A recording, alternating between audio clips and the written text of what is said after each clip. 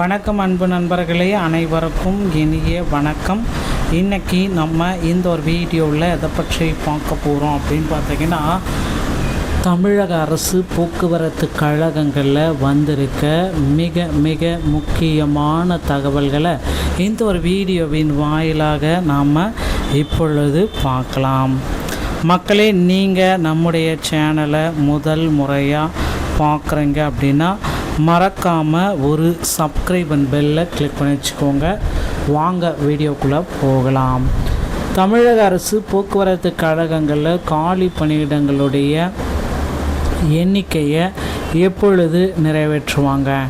நிறைய பேர் பார்த்திங்கன்னா போக்குவரத்து கழகத்தில் இந்த டிஎன்எஸ்டிசியில் 2026 நோட்டிஃபிகேஷன் சொல்லுங்கள்.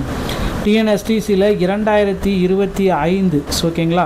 ஸோ 2025 மெரிட் லிஸ்ட்டில் வந்த கேண்டிடேட்டுக்கு இன்னும் போஸ்டிங் போடலை அப்படின்னு சொல்கிறாங்க. இதனுடைய உண்மையான தகவலை சொல்லுங்களேன் அப்படின்ட்டு நிறைய நபர்கள் கேள்வி மேலே கேள்வி கேட்டே இருக்கீங்க. ஸோ நீங்கள் எல்லாருமே எதிர்பார்த்த மாதிரி இப்போ இருக்கிற போக்குவரத்து கழகங்களில் தற்சமயம் அந்த ஒரு புதிய அறிவிப்பை வெளியிட இருக்காங்க. ஸோ நீங்கள் போக்குவரத்து கழகங்களில் ஜாயின் பண்ண சில விதிமுறைகளை பின்பற்ற வேண்டியதாக இருக்குங்க. ஸோ டிஎன்எஸ்டிசி அப்படின்னு பார்த்தீங்கன்னா டிரைவர் தனியாக, கண்டக்டர் தனியாக. ஸோ டிரைவர் தனி, கண்டக்டர் தனி அப்படி தான் எடுக்க போகிறது உறுதி. அதே போல் மகளிருக்கு வெற்றி பயணம். ஸோ முதல்வர் விஜய் அவர்கள் ஆட்சியில் மகளிருக்கு வெற்றி பயணம். ஸோ மகளிருக்கு இலவச பயண திட்டத்தை ஸ்டாலின் கொண்டு வந்தார். மகளிருக்கு அனைத்து பேருந்துகள்லையுமே வெற்றி பயணம் திட்டத்தை டிஎன்எஸ்டிசியில் முதல்வர் விஜய் அவர்கள் கொண்டு வர போகிறாரு. ஆகஸ்ட் 15 முதல் இது நடைமுறையில் இருக்குங்க. ஸோ போக்குவரத்து கழகங்களில் யாரெல்லாம் இப்போ ஜாயின் பண்ண தகுதியானவர்கள்? ஸோ டிஎன்எஸ்டிசி 2026 நீங்கள் எப்படி ஜாயின் பண்ணணும், இதை பற்றி தான் உங்களுக்கு நான் சில எக்ஸ்ப்ளனேஷன் சொல்ல போகிறேன். ஸோ மக்களே, போக்குவரத்து கழகங்களில் நிறைய காலி பணியிடங்கள் நாளுக்கு நாள் கொண்டு தாங்க இருக்குது. அது மட்டுமே இல்லாமல் முதல்வர் விஜய் அவர்கள் 3000 பேருந்துகளை கொண்டு வந்துட்டாருங்க, புதுசாக வாங்கிட்டாருங்க. ஸோ இந்த 3000 பேருந்துகள் வந்ததுனால போக்குவரத்து கழகங்களில் முக்கியமான அறிவிப்பு எப்பொழுது வரும் அப்படின்றது இப்போ கேள்விக்குறியாக இருக்குது.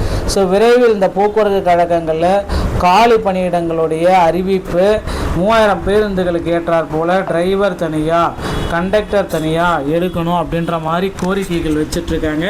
ஸோ கண்டிப்பாக டிரைவர் தனியாக, கண்டக்டர் தனியாக அப்படின்றது நமக்கு உறுதியாகிடுச்சு. ஸோ டிரைவர் தனியாக, கண்டக்டர் தனியாக போஸ்டிங்ஸ் எல்லாமே போட போகிறாங்க.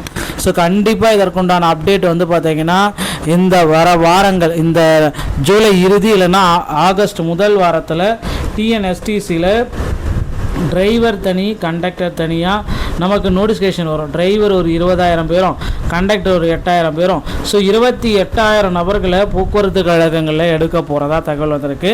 ஸோ நீங்களும் இப்போ இருக்கிற சுச்சுவேஷனில் போக்குவரத்து கழகங்களில் விதிமுறைகளை பின்பற்றி ஜாயின் பண்ண மறந்துடாதீங்க. அருகாமையில் இருக்கிற ஆர்டிஓ அலுவலகத்தை அணுகி டிரைவிங் லைசன்ஸ் மற்றும் கண்டக்டர் லைசன்ஸ் இரண்டையுமே தயார் நிலையில் இருக்கிற மாதிரி பார்த்துக்கோங்க. ரொம்ப ரொம்ப முக்கிய மக்களே, டிரைவிங் லைசன்ஸ் மற்றும் கண்டக்டர் லைசன்ஸ் உங்கள்கிட்ட இல்லை அப்படின்னா கண்டிப்பாக உங்களால் போக்குவரத்து கழகங்களில் ஜாயின் பண்ணவே முடியாது.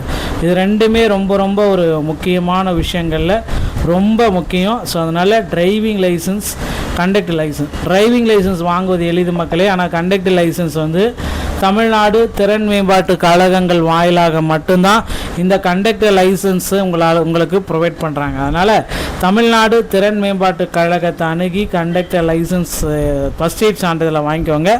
அதன் பிறகு நீங்கள் கண்டக்டர் லைசன்ஸ் அதை வச்சு பெற்றுக்கொள்ளலாம். ஸோ போக்குவரத்து கழகத்தில் விதிமுறைகள் மீறல்கள் நிறைய நடந்துகிட்ருக்கு. ஸோ கண்டிப்பாக போக்குவரத்து கழகத்தில் பேருந்து கட்டணம் உயர்த்தப்படாது அப்படின்னு சொல்லியிருக்காங்க. சில மாவட்டங்களில் பார்த்திங்கன்னா தனியார் பேருந்துகள் ரவுண்டு பண்ணுறோம் அப்படின்ட்டு 30 ரூபா கட்டணத்தை 35 ரூபாயாக மாற்றியிருக்காங்க. இதற்கு போக்குவரத்து துறை உரிய பதில் சொல்லணும். போக்குவரத்து துறை அமைச்சர் பார்த்திங்கன்னா உரிய விளக்கம் தருவார் அப்படின்ற மாதிரி எல்லோருமே எதிர்பார்க்குறாங்க. ஸோ கண்டிப்பாக இதற்கு போக்குவரத்து துறை அமைச்சர் உரிய விளக்கங்களை விரைவில் தருவார் அப்படின்றத நிச்சயமாக எதிர்பார்க்கலாங்க.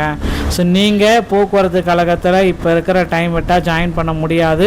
ஸோ இந்த ஆண்டுக்கு உண்டான நோட்டிஃபிகேஷனில் உடனடியாக ஜாயின் பண்ண மறந்துடாதீங்க.